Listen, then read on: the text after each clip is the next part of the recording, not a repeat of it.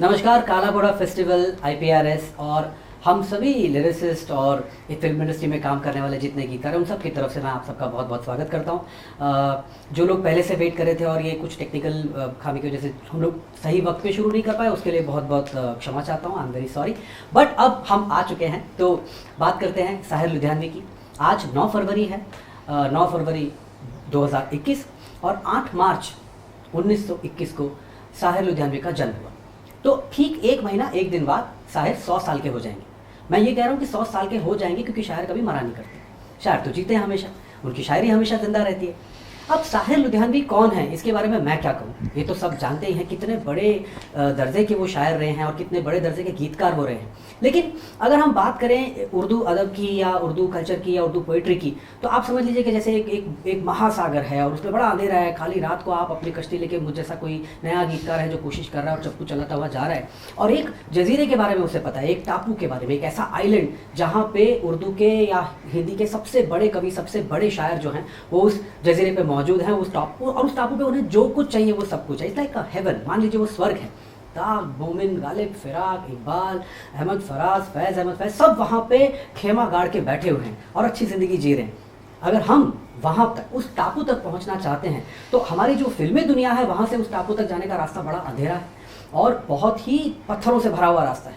और अगर हम वहाँ तक पहुँचना चाहते हैं तो जैसे एक लाइट हाउस होता है, वैसा एक लाइट हाउस है साहिर लुधियानवी, जो बार बार हमें अपना रास्ता दिखाता है और कहता है इधर, इस तरफ आओ, मेरी तरफ आओ।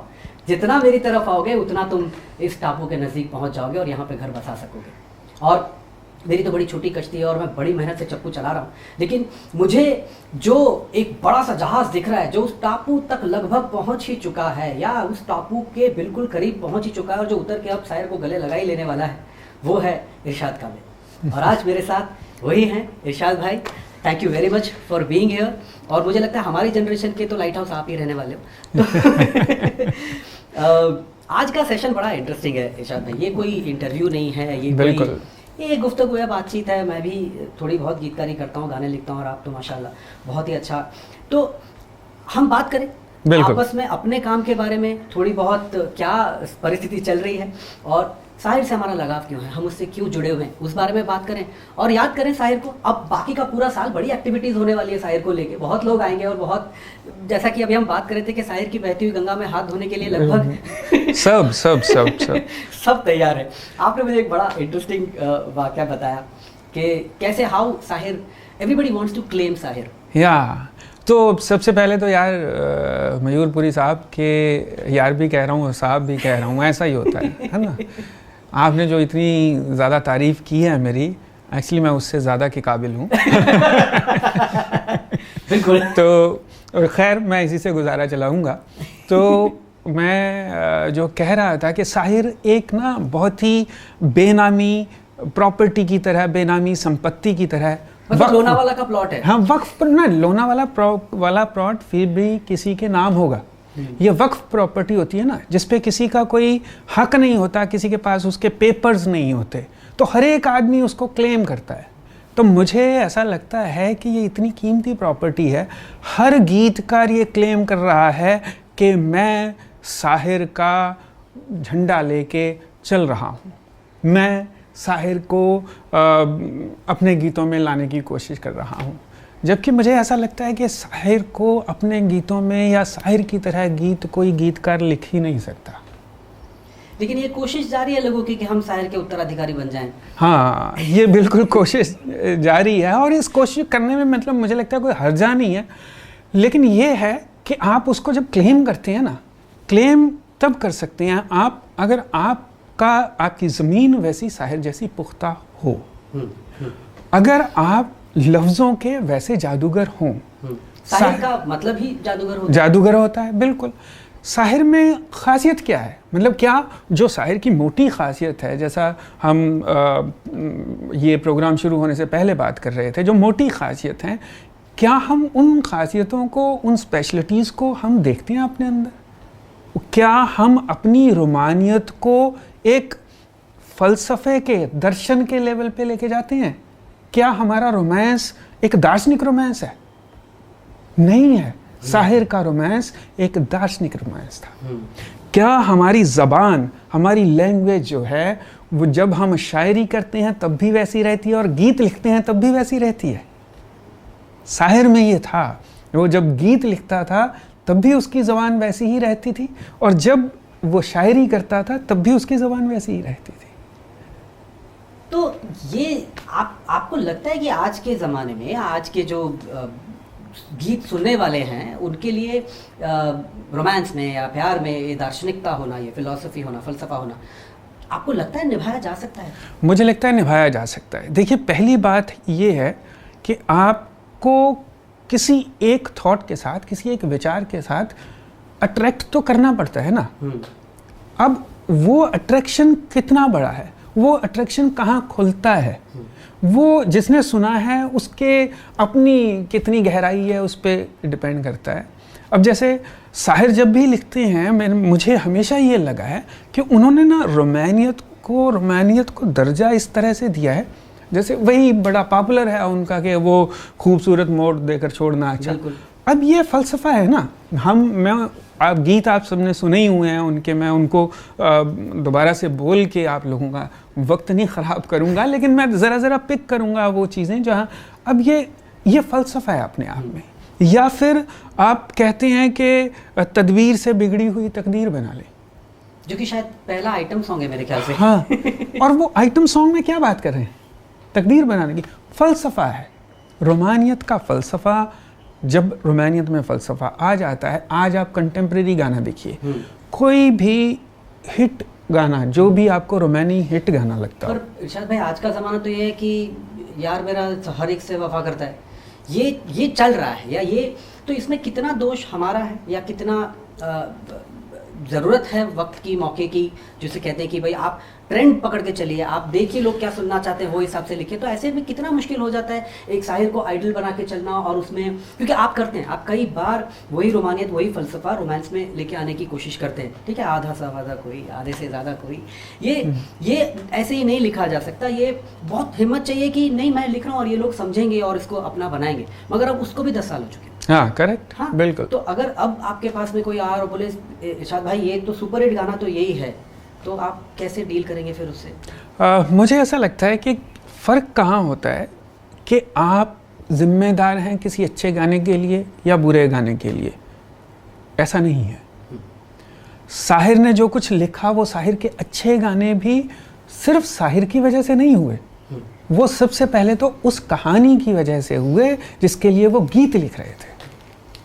तो वो जब आपको सिचुएशन वैसी दी जाएगी तो आपको लगेगा क्या ये वैसी सिचुएशन नहीं है कि मुझे तुमसे प्यार हो गया और हम दोनों चलो घूमने चलते हैं, इस तरह की बात नहीं है, कुछ गहरी बात है।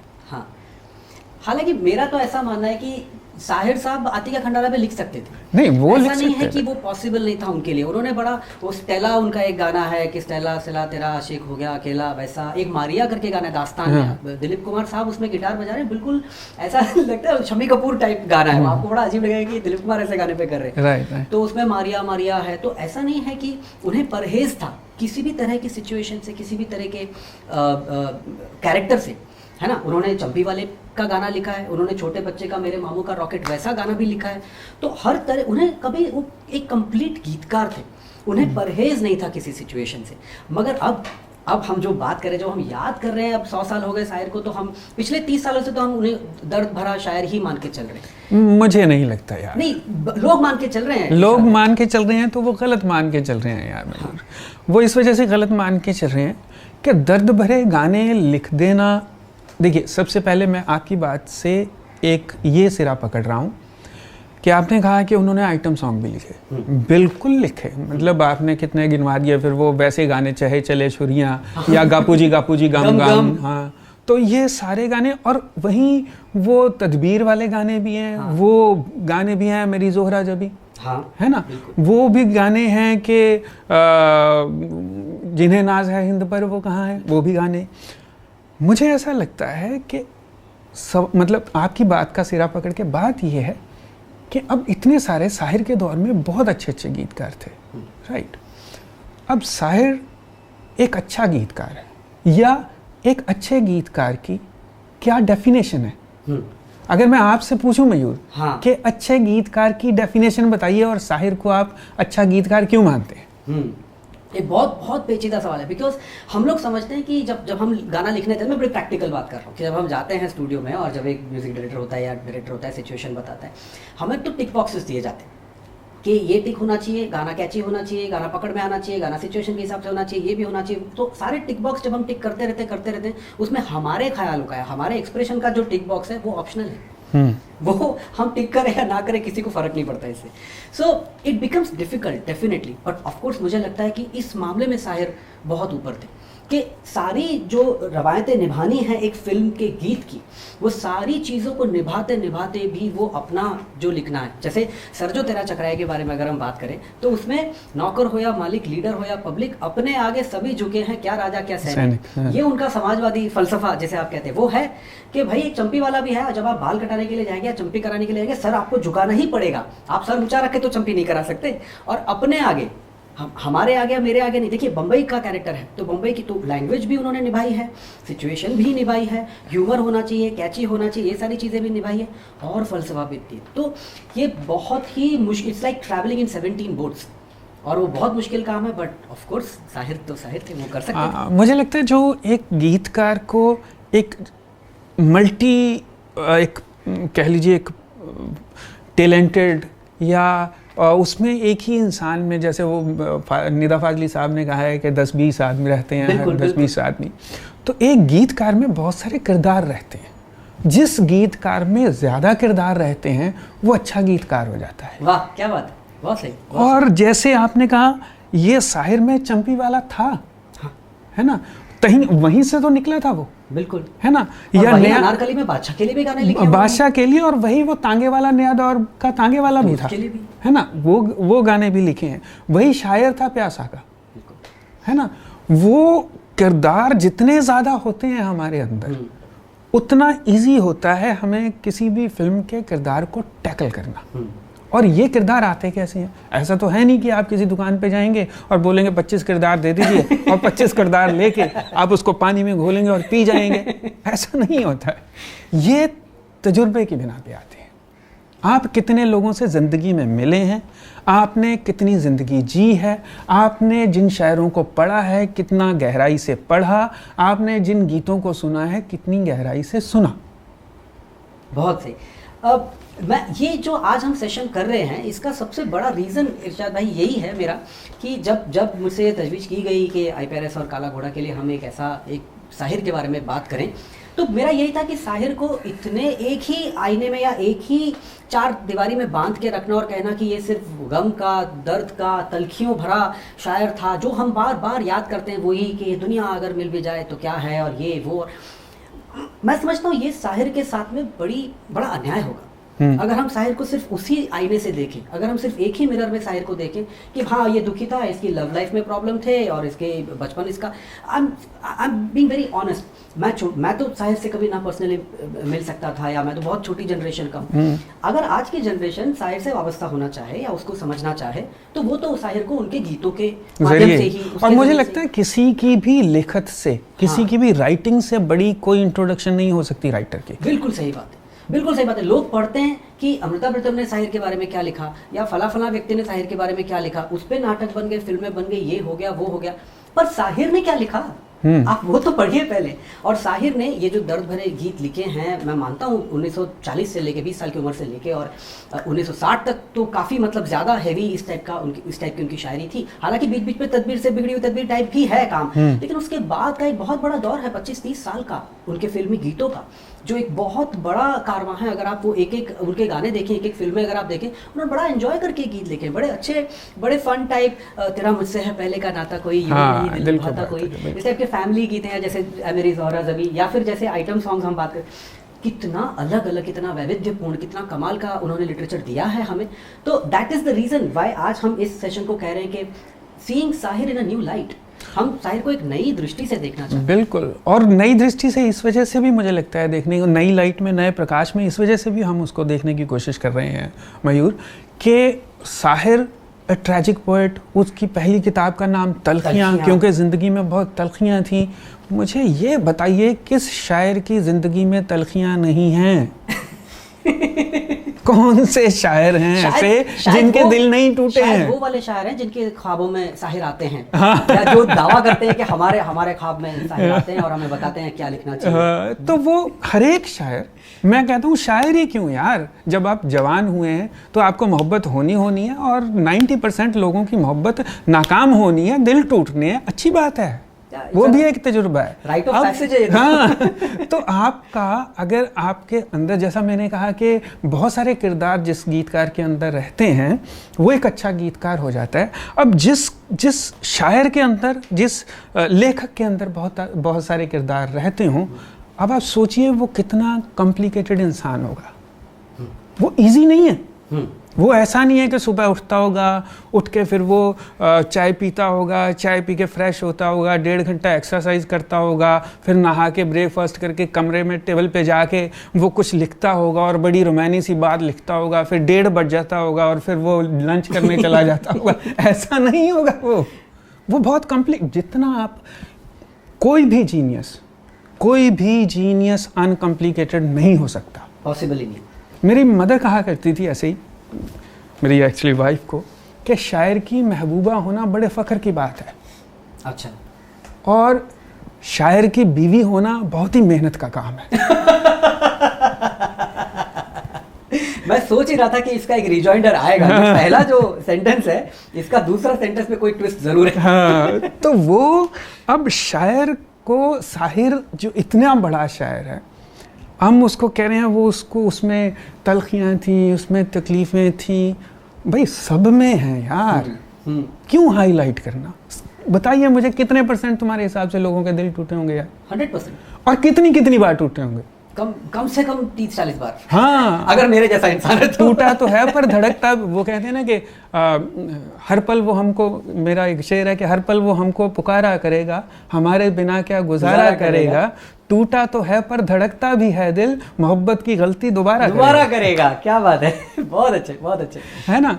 तो वो इतनी बार, जो अगर मान लो 1 बार 2 बार 3 बार दिल टूटा, उससे एक तजुर्बा आया, उससे एक तकलीफ हुई, उससे एक रोमांस ने एक और नया रंग लिया जो साहिर ने अलग अलग फिल्मों में डाल दिया।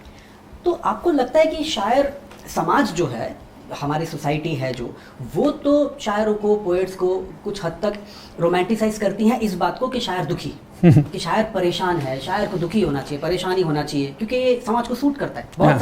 बहुत सारी बातों में समाज को ये सूट करता है कि शायर जो है वो बड़ा सुखी ना हो। बड़ी इंटरेस्टिंग बात शुरू की है ना। हाँ। तो शायर को दुखी रखने में समाज का बड़ा योगदान है। Correct. कोशिश यही रहती है कि भाई, ये मुझे याद है हरिवंश राय बच्चन जी जो हैं, उनकी आत्मकथा में एक बड़ा अच्छा किस्सा है कि उन्होंने एक बंगला देखा, उनको बंगला बड़ा अच्छा लगा इलाहाबाद में, और वो उनकी नौकरी लग चुकी थी, टीचर बन गए थे, तो उन्होंने बंगले का बयाना दे दिया। बयाना देने के बाद उस बंगले का जो मालिक था उसको कोई सेठ मिल गया, उस सेठ ने ज़्यादा पैसे दे दिए, तो उसने बोला बंगला अब आपको नहीं दूंगा, इन सेठ को दूंगा। तो कोर्ट में चला गया केस, कोर्ट में चला गया, तो वो जो सेठ था उसने बोला ये तो राइटर हैं, इन्हें बंगले में रहने की क्या जरूरत है। तो बच्चन जी को बड़ा बुरा लगा कि मतलब क्या मैं राइटर हूँ या मैं टीचर हूँ इसलिए मैं बंगले में नहीं रह सकता। तो राइटर किस्म का इंसान या आर्टिस्ट किस्म का इंसान वो अपने जीते जी सफल हो जाए, ये तो नागवार है बिल्कुल समाज को, ये तो बर्दाश्त के बाहर की बात है। तो हम खुद, समाज भी रोमांटिसाइज करता है इस बात को, और कहीं ना कहीं शायर भी अपनी फेलियर्स को या अपनी नाकामियों को, उससे मोहब्बत करने लगते हैं, कहीं ना कहीं उसको रोमांटिसाइज करने लगते हैं। हाँ, मुझे ऐसा लगता है मयूर, होता क्या है ना, अब शायर को पुराने ज़माने में जनरली क्या कहते थे, जैसे एक और मुझे किस्सा याद आ रहा है, ऐसी शुरू दौर में, मतलब मैं नया कॉलेज गया था, लड़कों के स्कूल में पढ़ता था, पहली बार कॉलेज गया +1 में, जो हमारे वहाँ पे नज़दीक था, वो कोएड था, तो दिमाग ख़राब हो गया। अरे वाह, मतलब उठते ही अरे वाह हो गया पहले ही दिन। तो भाई साहब, उस अरे वाह के चक्कर में मैं शायर हो गया। है ना, जैसा कि अक्सर हो जाता है आदमी। तो मेरा भाई मुझे कोई बात सुना रहा था और मेरी माँ कहती, अरे नहीं इसको मत सुना ऐसी बातें, ये तो कुछ कविता लिखने लगा है, शायर हो गया। तो मतलब ये हमने सोसाइटी जो थी जनरली, शायर को नाम कहते हैं, ये तो ऐसे ही है। क्यों है ऐसे ही? मैं बताता हूँ क्यों ऐसे ही है। वो इसलिए मेरे ख्याल से कि जो शायर है वो सोचता है, और सोसाइटी नहीं चाहती कोई इंसान सोचे। शायर सोचता है, शायर सवाल उठाता है। शायर क्यों शायर है? शायर जो समाज में अपूर्ण देखता है, इनकम्प्लीट देखता है, उसके बारे में बात करता है। बात अगर पूर्णता की करता है तो किसकी करता है? सिर्फ कुदरत की, प्रकृति की, नेचर की। अदरवाइज वो सवाल उठाता है ऐसा क्यों है, ये क्यों नहीं हो रहा। तो जो सवाल उठाए उसको पहले ही करार दे दो, ये तो दुखी आत्मा है यार, ये तो शायर है भैया। तो नहीं, ऐसा कुछ नहीं है। मुझे लगता है जो आप साहिर को हम उस तरफ ज़बरदस्ती पुश करते रहते हैं, वो ज़िंदगी में होता है सबके साथ, लेकिन उससे जो निखरता है, जो कॉम्प्लिकेशंस आती हैं, जैसा मैंने पहले कहा कि जो भी जीनियस होता है वो एक कॉम्प्लिकेटेड इंसान होता है ना, इजी इंसान नहीं होता है वो। तो उसी कॉम्प्लिकेशन से वो नई चीज़ें, नई बातें लिखता है। और साहिर ने, जैसा तुमने कहा कि 40 से लेके 80 तक लिखा, 10 साल रहे होंगे स्ट्रगल के, हर एक के रहे होंगे, पर 30 साल तो उसने दोस्तों को शराबें पिलाई हैं यार, खाने खिलाए हैं, मुझे कई बार ऐसा पैसे उधार दिए हैं। मुझे लगता है अगर शायर अभी अगर होते तो हमारे आपके साथ तो जरूर दोस्ती होती पक्का। आई थिंक लोग शायर को ज्यादा सीरियसली लेते हैं। आई डोंट थिंक शायर खुद को इतना सीरियसली लेते हो, या जिस तरीके से हम लोग, या उनके दुखीपन को जो लोग सीरियसली लेते हैं। तो मुझे नहीं लगता कि वो सचमुच इतना भी 24 घंटे तो कोई दुखी नहीं होता है ना। करेक्ट। तो उन्होंने बड़ा फन और बड़े मस्ती में उन्होंने लिखा है, और उनके दोस्तों ने मतलब जो उनके बारे में कहा है वो भी है कि मैं, और उनका एटीट्यूड की मैं बात बताऊं, ये मेरा बिल्कुल बड़ा ज़ाती फर्स्ट हैंड सुना हुआ किस्सा है। मुझे किसी सिलसिले में ख़याम साहब के साथ मिलना हुआ मेरा। वो कुछ ऐसे ही एक दिन, मतलब उन्होंने मुझे फ़ोन किया कि तुम ये वो, मतलब तारीफ़ की मेरी, तुमसे ज़्यादा जितनी शुरू में तुमने की थी उससे ज़्यादा। तो मैं चला गया उनसे मिलने के लिए, मैं मिलने के लिए चला गया। तो वो बड़ा अच्छा मेरे से बातचीत, बहुत खुशी से, बहुत मोहब्बत के साथ मिले। अब मुझे, जैसे जावेद साहब हैं, उनके साथ मैं कभी कभी उनको बिना बताए मतलब उनको एहसास ना हो, कभी ऐसे ही पूछ लेता हूँ कि आप तो सर साहिर साहब के साथ रहे, फिर वो कोई छोटी सी बात बता देते हैं। तो ऐसे ही ख़याम साहब ने भी कोई बात, मतलब साहिर साहब के साथ काम किया। तो मैंने पूछा कि आपने तो साहिर साहब के साथ काम किया है, और कहते हाँ। तो मैंने कहा कुछ बताइए ना। तो वो बोले तो ऐसे सोचा, फिर उन्होंने कहा वो सुबह कभी तो आएगी, सुना है तुमने? मैंने कहा हाँ जी हाँ, मैंने सुना है, बहुत अच्छा गाना है। तुम्हें पता कैसे हुआ वो गाना? मैंने कहा नहीं। बड़ी देर से, मतलब वो प्रोड्यूसर बोल रहा था कि जी साहिर को गाना दे दो सर, गाना दे दो, और नया म्यूज़िक, उस टाइम कहते मैं नया था, हाँ। नया म्यूज़िक डायरेक्टर है तो थोड़ा टाइम लेगा।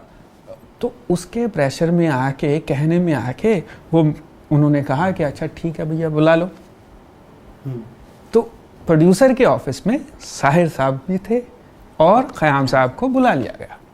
तो वो ख़याम साहब से बोल रहे हैं कि ऐसा है, वो लिखो, मैंने गाना कर लिया है। वो कहते ठीक है। मैंने कापी पेन उठाया, लिखने लग गया। तो कहते लिखो वो सुबह कभी तो आएगी। मैंने लिखा वो सुबह कभी तो आएगी। फिर उसके बाद मैं उनका चेहरा देखने लगा। उन्होंने फिर कहा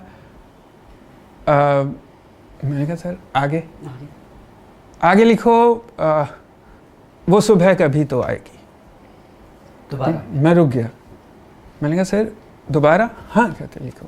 मैंने फिर लिख लिया वो सुबह कभी तो आएगी। फिर मैं देखने लगा उनकी तरफ। तो उन्होंने कहा तीसरी बार फिर लिखो वो सुबह कभी तो आएगी। मैंने लिख लिया तीसरी बार भी। तो कहते ये मुखड़ा हो गया है, अभी तुम इसको कंपोज करो, बाकी अंतरे मैं बाद में लिखूंगा। तो ये मुझे ख़याम साहब ने सुनाई कि वो सुबह 3 बार आएगी। हाँ 3 बार आएगी और बार बार आएगी। और ख़याम साहब की खासियत देखिए, उन्होंने भी वो सुबह कभी तो आएगी को जिस तरह से कंपोज किया है, तीनों अलग है। ऐसा नहीं कि वो हुक लाइन बनाने के चक्कर में उन्होंने पेल दिया सुबह कभी तो आएगी, सुबह कभी तो आएगी। सुबह वो सुबह कभी तो आएगी ना, वो एक बार आजा नहीं है। लेकिन साहिर साहब की कमाल बात यह है कि जहाँ एक तरफ उन्होंने ये कहा कि वो सुबह कभी तो आएगी, वो सुबह कभी तो आएगी, वो सुबह कभी तो आएगी, 3 बार सबको याद है, लेकिन उसी में आगे वो सुबह हम ही से आएगी। हाँ बड़ी बात, वो बड़ी बात, वो साहिर को साहिर बनाता है कि वो सुबह हम ही से आएगी। तो हमें अपनी जिम्मेदारी समझना है और हमें अपने फन को समझना है।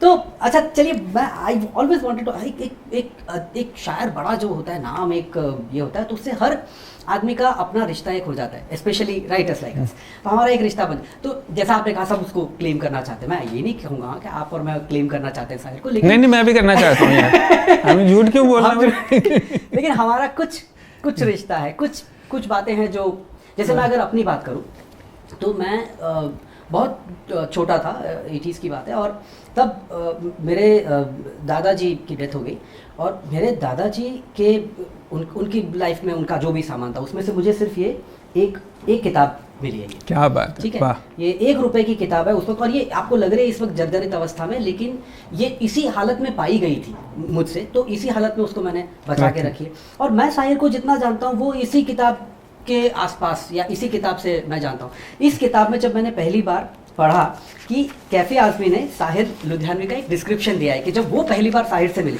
अब ये मैं साहिर से नहीं मिल रहा हूँ क्योंकि ये मेरे तो पैदा होने से 50 साल पहले की बात है, लेकिन मैं एक बार जस्ट पढ़ना चाहूँगा कि मुझे ऐसा लगा ये पढ़ के कि ये मैं मिल रहा हूँ साहिर से।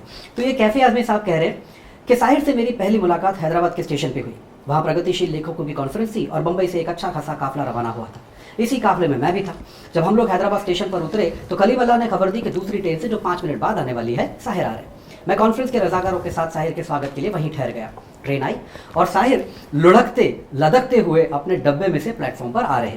5.5 फुट का कद जो किसी तरह सीधा किया जा सके तो 6 फुट का हो जाए। लंबी लंबी लचकीली टांगे, पतली सी कमर, चौड़ा सीना, चेहरे पे चेचक के दाग, सरकश नाक, खूबसूरत आंखें, आंखों में झेपा झेपा सा फिक्र, बड़े बड़े बाल, लजलजी चाल, जिस्म पर कमीज पतलून सटी हुई और हाथ में सिगरेट का टिन।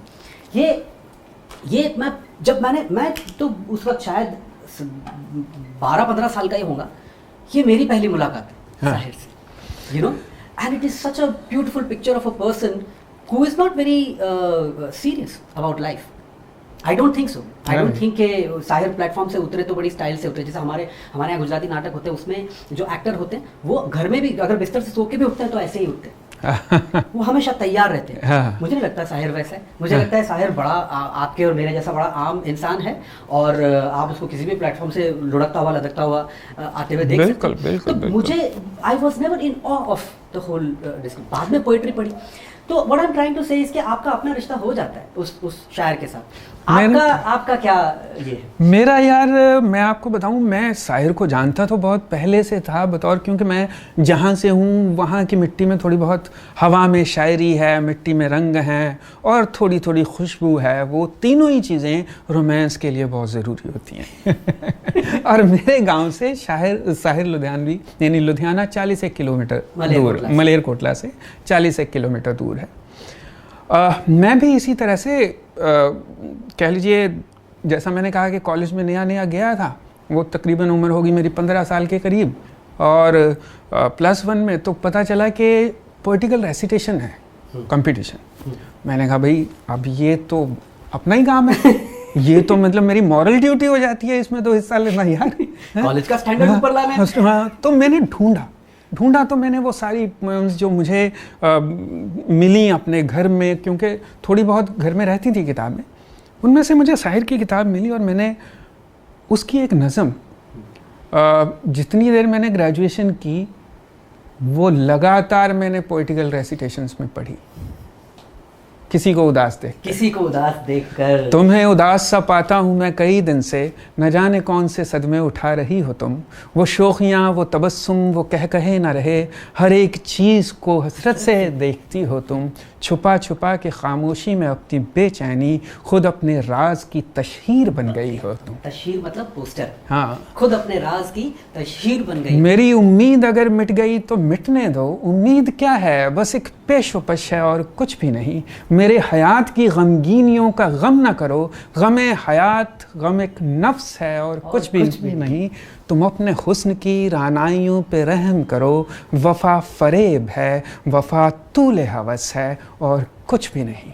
मुझे तुम्हारे तगाफुल से क्यों शिकायत हो? तगाफुल इग्नोर करना। मुझे तुम्हारे तगाफुल से क्यों शिकायत हो, मेरी फना मेरे एहसास का तकाजा है। मैं जानता हूँ कि दुनिया का खौफ है तुमको, मुझे खबर है ये दुनिया अजीब दुनिया है, यहाँ हयात के पर्दे में मौत पलती है। वाह, यहाँ हयात के पर्दे में मौत पलती है, शिकस्ता साज के आवाज़ रू नगमे हैं। मुझे तुम्हारी जुदाई का कोई रंज नहीं, मेरे ख्याल की दुनिया में मेरे पास हो तुम। ये तुमने ठीक कहा है, ये तुमने ठीक कहा है कि तुम्हें मिला ना करूं, मगर मुझे ये बता दो कि क्यों उदास हो तुम।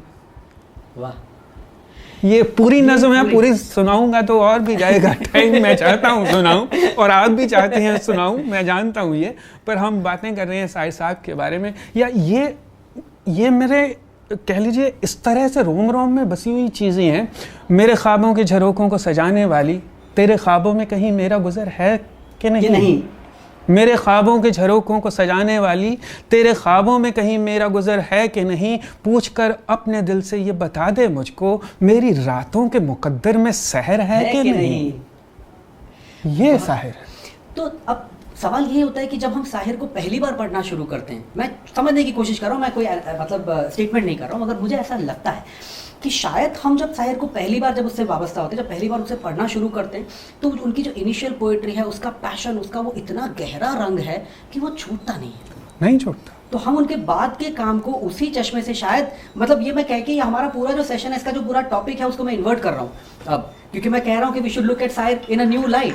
But at the same time जब आप इस नज़रिए से उन्हें देखते हैं, इसकी जो तीव्रता है उनके एहसास की, उसको आप छोड़ नहीं सकते। उसका जो एक इनडेलिबल इंप्रेशन आपके ऊपर रह जाता है, वो जाता नहीं, बिल्कुल नहीं जाता। और मुझे लगता है अच्छी चीज़ों का या अच्छे मौसमों का असर होता है। एक अच्छा शायर ना, एक अच्छा लेखक शायर से ज़्यादा अच्छे सही मौसम की तरह होता है। अब देखिए, सर्दी होती है, आपने कितने ऐड देखे होंगे कि ये रंग सर्दी गर्मी सब झेल जाता है, कहते हैं ना। इसका मतलब हाँ, इसका मतलब ये है कि सर्दी गर्मी कुछ असर करती है। बिल्कुल। इसका मतलब ये कि शायर भी मौसमों की तरह होते हैं, और जब वो आते हैं तो वो कुछ ना कुछ असर छोड़ के जाते हैं। क्या बात है, बहुत अच्छा, बहुत अच्छा। लेकिन शायर एक ऐसा मौसम है जो शायद हमेशा रहेगा।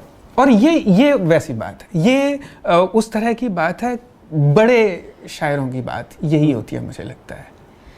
तो अगर हम शायर को अगर एक नई लाइट में देखना चाहें, मैं एक ब्रिज बनाने की बात करता हूँ। कोशिश करते हैं कि हम जिस दौर में जी रहे हैं, हम जिस तरीके से काम कर रहे हैं, अगर हम, अब शायर तो है नहीं लेकिन उनकी रचनाएं हैं हमारे पास, अगर हम उनकी रचनाओं से अगर हम आज के दौर को देखने की कोशिश करें, तो कितना फिट बैठता है, वो कितना सही लगता है?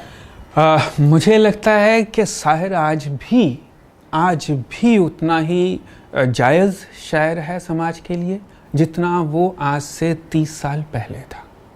और ये आप जब उन्होंने परछाइयाँ लिखी, मैं परछाइयाँ आपने भी पढ़ी और बहुत सारे लोगों ने पढ़ी होगी, बहुत इस तरह की बातें, या जैसे मैंने कहा था, ये सना ख्वाने तकदी से मशरिक कहाँ है, पूर्व की पवित्रता के गुण गाने वाले। हाँ, सना ख्वाने तस्दी के मशरिक कहाँ हैं, मतलब जिन्हें उन्होंने चेंज करके कर दिया, जिन्हें नाज है हिंद पर वो कहाँ हैं।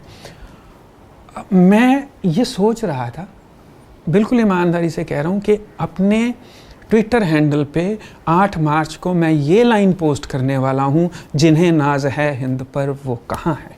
क्या बात है। और मैं क्या पोस्ट करूँगा बताऊँ आपको?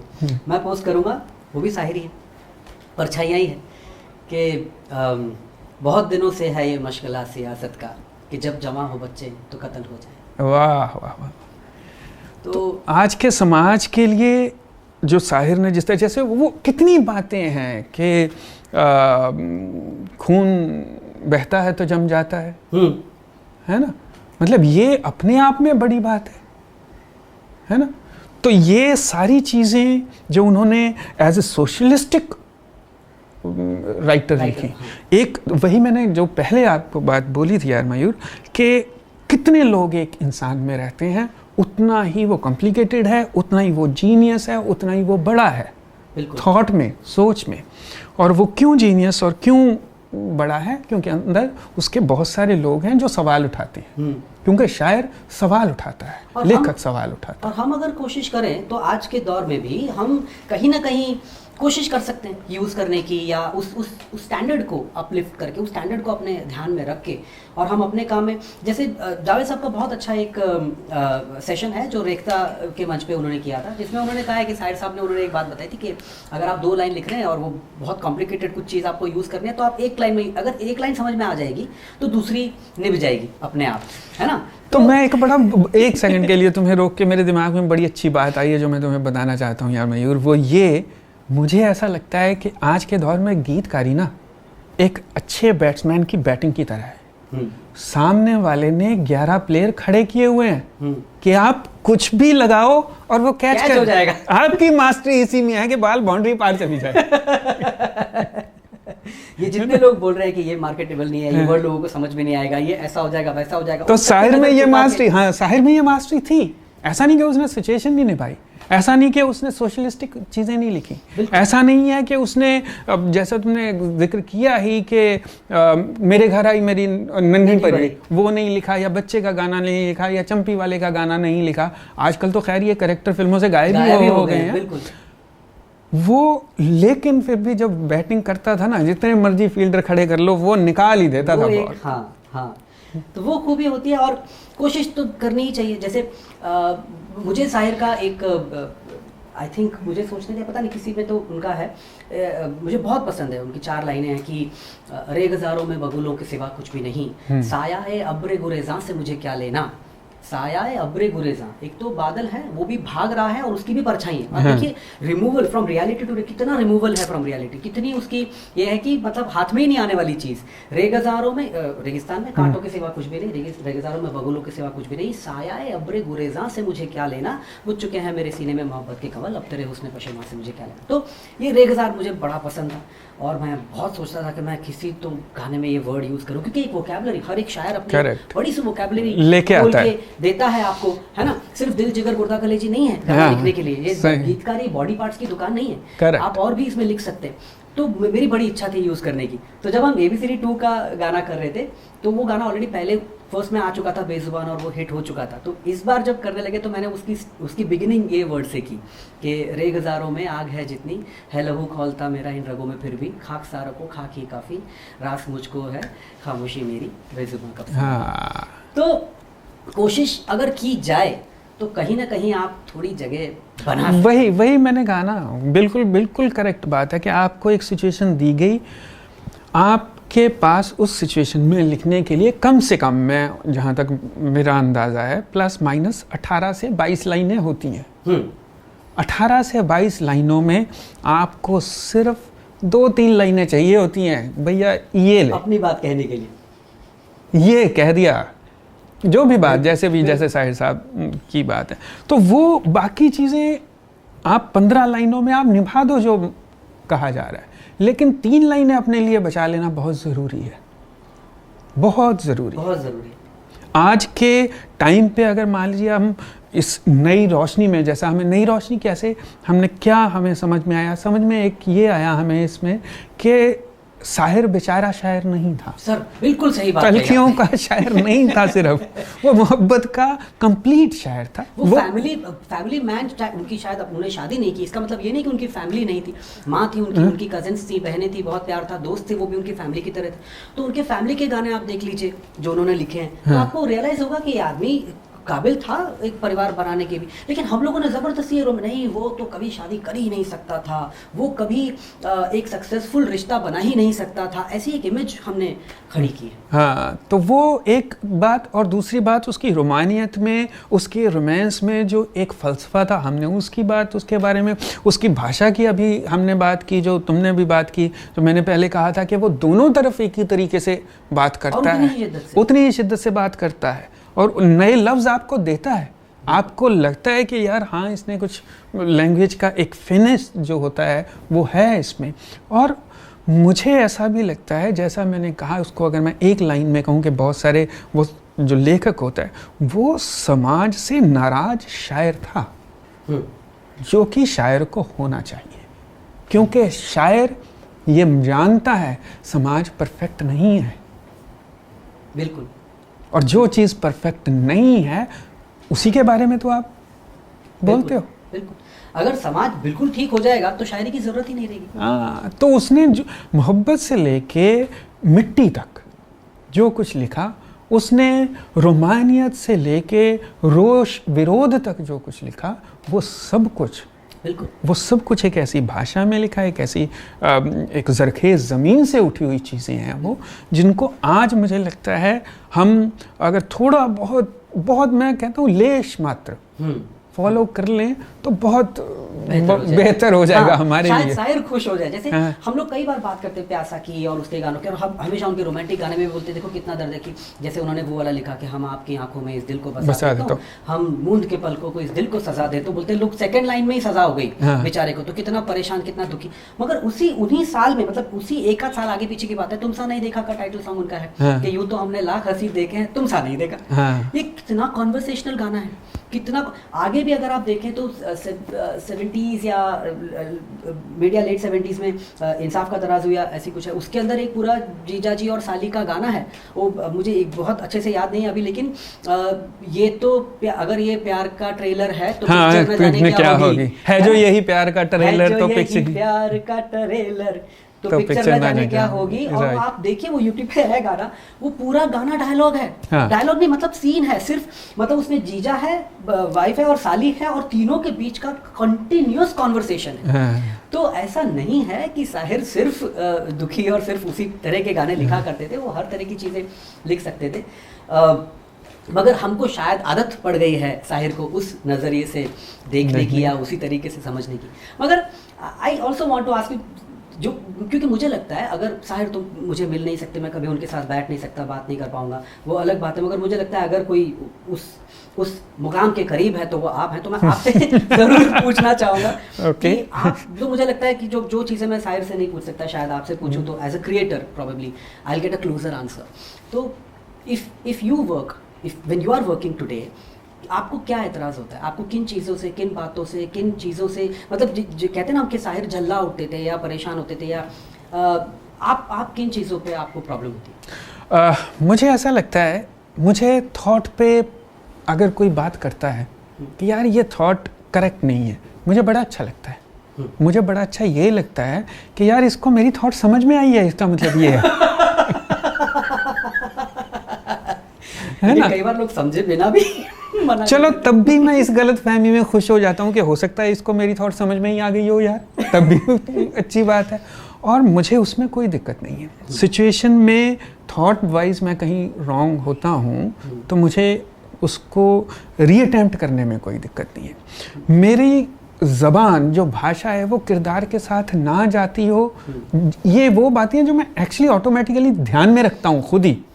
मतलब मुझे पता है कि अगर ताड़ा ताड़ी करो ना मैं लिख रहा हूँ तो ये कलकत्ता के गुंडे हैं, हाँ वही कर सकते हैं, हाँ, तो वो इस तरह की भाषा मुझे इस्तेमाल करनी है वहाँ पे। या सुहा साहा अम्मा का अगर मैं लिख रहा हूँ तो वो राजस्थान में हुआ है गाना, है ना। या मान लीजिए मैं कुन फाया कुन लिख रहा हूँ तो वो निज़ामुद्दीन में गाना है, तो मैं खुद लैंग्वेज के बारे में बड़ा कॉन्शियस रहता हूँ, करेक्टर्स की लैंग्वेज के बारे में कॉन्शियस रहता हूँ, और विचार के बारे में कॉन्शियस रहता हूँ। इन दो बातों पे मुझे बिल्कुल कोई एतराज़ होता ही नहीं है। मुझे एतराज़ कहाँ पे हो जाता है, यहाँ तू की जगह यार अगर आप तो लिखते तो कैसा होता अच्छा ही होता है यार, पर मैंने तू लिखा है तो, और आपने मुझे लिया है इसी काम के लिए, तो ये सोच के ही लिखा होगा, लिया होगा ना, कि मैंने ये सोचा होगा कि यहाँ तू होना चाहिए या तो होना चाहिए या तुम होना चाहिए। वो जो अननेसेसरी की डिस्कशन होती है ना, वो एनर्जी ले जाती है। अरे मैं अपना अनुभव आपको बताऊं, बड़ा कमाल है कि हम लोग, मैं एक फिल्म कर रहा था, मैं नाम नहीं दूंगा, उसके डायलॉग में मतलब कोई बात अटक गई का और की पे, कि इस का होना चाहिए या की होनी चाहिए। अब हम तो हिंदी पढ़े हुए हैं, तो हमको तो हिंदी के जो पार्ट्स ऑफ स्पीच होते हैं, कर्ताने कर्म को करण से संप्रदान के लिए, अपादान से संबंध का के अधिकरण में पर संबोधन है जी, अरे हमें तो आता है, अब इनको नहीं आता है। अब ये बॉम्बे के ऑफिस में बैठे हैं, एग्जीक्यूटिव्स हैं, और ये बोल रहे नहीं सर कहा नहीं होना चाहिए, की होना चाहिए, की नहीं होना चाहिए, कहा होना चाहिए, बढ़ गए आधे लोग।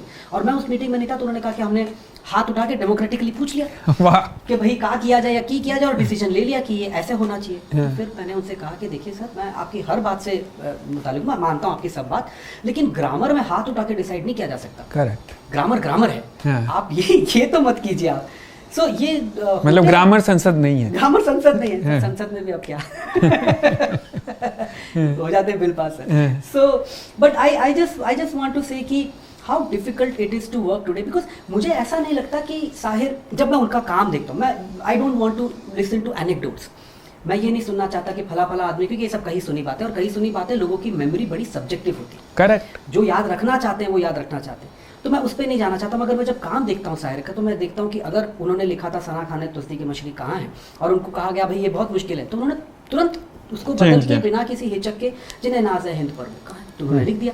मुझे नहीं लगता कि ये एक बददिमाग शायर करता है, मुझे नहीं लगता कि एक जिद्दी शायर ऐसा करता है, मुझे लगता है कि बड़ा ही हंस मिजाज खुश मिजाज किस्म का इंसान है। अच्छा आपको ऐसा चाहिए भाई ले लीजिए, तो ऐसा तो कोई प्रॉब्लम मुझे लगता नहीं है। तो अगर हम शायर को इसी लाइट में देखना चाहें कि वो बड़े दुखी थे, बड़े तलखी वाले शायर थे, तो नहीं मुझे लगता है उनके वर्क से तो ऐसा नहीं लगता, वर्क से ऐसा नहीं लगता। और दूसरे जिस अपनी शायरी से वो फिल्मों में आए हैं, फिल्में उनके पास गई हैं, ऐसा नहीं है कि वो शायरी ले गए, उन्होंने फिल्म वालों को कहा ये लो मेरी शायरी।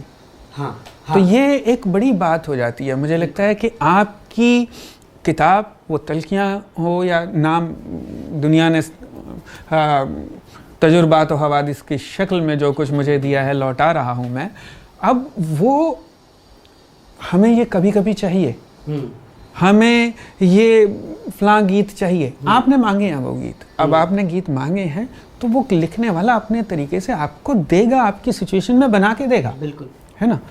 अब ये एक बड़े रिजिड राइटर की बात नहीं है, बिल्कुल। वो बिल्कुल उसी तरह से फिल्मों के लिए लिख रहे हैं तो बिल्कुल उस अंदाज में लिखेंगे। और जैसा आपने कहा कि एनेक्डोट नहीं सुनना ही है, नहीं, वो भी बहुत अच्छा तरीका है शायर को जानने का, मगर मैं कहता हूँ कि सिर्फ वही एक लेंस नहीं है। करेक्ट। और दूसरे सबसे बड़ी जो बात हमने पहले कही थी कि उसकी लिखते हैं ना, उसको जो आप आर पार देख सकते हो जिनके, है ना। और उस सिचुएशन में जब वो नहीं लिख रहा, या मुझे लगता है वो किस बात से खिंचता होगा, उसी बात से जिस बात से आप और मैं खिंचते हैं कि आपने इस काम के लिए हमें लिया है, तो इसका मतलब हमें आता है ये काम, अब आप वो काम मत करिए जो हम कर सकते हैं जिसके लिए आपने हमें लिया है। बिल्कुल बिल्कुल। आप डॉक्टर के पास जाके नहीं उसे बोलते कि ऐसे ऑपरेशन करो, राइट। आप हमें, मतलब डॉक्टर तो चलो बहुत बड़ी बात है, आप प्लम्बर को नहीं बता सकते नल कैसे फिट करना है, हाँ। तो फिर आप हमें क्यों बताते गाना कैसे लिखना है, तो ये बड़ी अजीब सी बात है। खैर इरशाद भाई 1 घंटा हो चुका है हमें बात करते करते, अरे वाह वाह, और वक्त बिल्कुल अब नहीं, मैं हम एक्चुअली 4-1 घंटे भी बात कर सकते हैं, शायर के बारे में बात कभी खत्म होगी नहीं। हाँ। मगर और कैमरा ऑफ हो जाएगा, हमारी बात चलती रहेगी, और ये मेरा सौभाग्य और ये मेरा मतलब benefit of I call it the work privilege, क्योंकि मैं आपके साथ हूँ। तो अरे वाह, मेरे लिए भी बड़े बहुत अच्छा लगता है बात करके। और जिस तरह की हम बात, मुझे लगता है हम करते भी हैं या हो भी रही है, या अक्सर ऐसी बातें तो हम अदरवाइज भी ऑफ कैमरा भी हम यही बात तो करते हैं यार, शायरी की तो बात करते हैं, और तो हमें कुछ आता नहीं, और तो हमें कुछ आता नहीं, और हम कुछ ईमानदारी से करना भी नहीं चाहते। वैसे मैं तो रेडी वेडी भी लगा सकता हूँ। सो जाते जाते मैं इतना ही कहना चाहूँगा इरशाद भाई, बहुत बहुत शुक्रिया, बहुत बहुत थैंक यू। आई थिंक हमने एक शुरुआत की है, ये शायर का सेंटेनरी ईयर है, ये 100 साल उनके हो रहे, तो इस पूरे साल जश्न चलने वाला है। 8 मार्च से तो शुरू हो जाएंगे, कई लोग याद रखेंगे, जैसा हम कहते हैं शायर की बहती गंगा में लोग हाथ ज़रूर धोएंगे, और धोने भी चाहिए, बहुत अच्छी बात है, गंगा सबके लिए। मगर आप शायद हमने एक अलग शुरुआत की है कि लोग शायद शायर को एक अलग नज़रिए से भी देखें, सिर्फ उनकी दर्द भरी दास्तान ना देखें, सिर्फ उनका वही एक तलखियों वाला चेहरा ना देखें। क्या उदास हूँ मैं वाला शायर ना माने उसको, उदास क्यों उदास हो तुम वाला शायर माने। बहुत सही बात है ना। वो आप वहाँ मत अटकें कि चंद कलियां निशात की चुनकर मुद्दतों महवे आस रहता हूँ, तेरा मिलना खुशी की बात सही, तुझसे मिलकर उदास रहता हूँ। ये एक हिस्सा है शायर का, इस पे बहुत बात हो चुकी है। ये तुमने ठीक कहा है, तुम्हें मिला ना करूं, मगर मुझे ये बता दो क्यों उदास हो तुम। अब ये शायर ढूंढना है। बिल्कुल। तो आप वो शायर ढूंढिए, क्यों उदास हो तुम, क्योंकि शायर तो जो है मुझे नहीं लगता कि वो आज अगर होते तो उदास होते। हाँ। और अगर उदास होते तो भी 24 घंटे उदास नहीं होते। सिर्फ वही एक तरीका नहीं उनको याद रखने का। मुझे उनका एक वो बड़ा पसंद है कि रुदा दे गमे उल्फत उनसे, हम क्या कहते क्यों कर कहते, एक हर्फ न निकला होठों से और आंखों में आंसू आ भी गए, उस महफिल कैफो मस्ती में, उस अंजुमने इरफानी में, सब जाम वक़्फ़ बैठे ही रहे, हम भी गए छलका भी गए। वाह। तो शाहिर साहब जो छलका के गए हैं उस नशे में, आप सब डूबते रहें और पीते रहें। हम भी डूबे रहेंगे, हम भी डूबे रहेंगे, मजे लेते रहेंगे। बहुत बहुत शुक्रिया मयूर, तुम्हारा भी यार, और बहुत बहुत शुक्रिया काला घोड़ा वालों का जिन्होंने मौका दिया हमें बात करने का, और आप लोग जो देख रहे हैं उनका भी बहुत बहुत शुक्रिया। Thank you so much.